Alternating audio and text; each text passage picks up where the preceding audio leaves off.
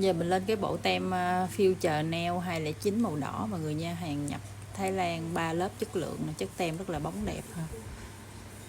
Mình đang đựng trong một cái bịch đục thôi mọi người ha, nên mọi người sẽ không có thấy được rõ cái chất tem ha. Bạn nào muốn xem rõ hơn thì mình bấm vào trong cái giỏ hàng á, mình có mở từ cái miếng tem ra, mình quay clip, mình chụp hình luôn á, nên mọi người rất là dễ xem, dễ mua nha.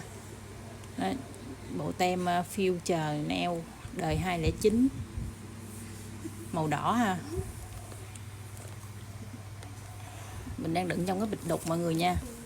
Bộ tem Future Nail đời 209 màu đỏ nè, chất tem nó rất là bóng đẹp mọi người nha, có đầy đủ tem thông số trong đây luôn ha. Ai đang xem mà muốn xem nhiều sản phẩm bên mình hơn thì bấm follow vào shop mình xem nha. Ở trên like với cho mình ghim có 150 sản phẩm nha mọi người.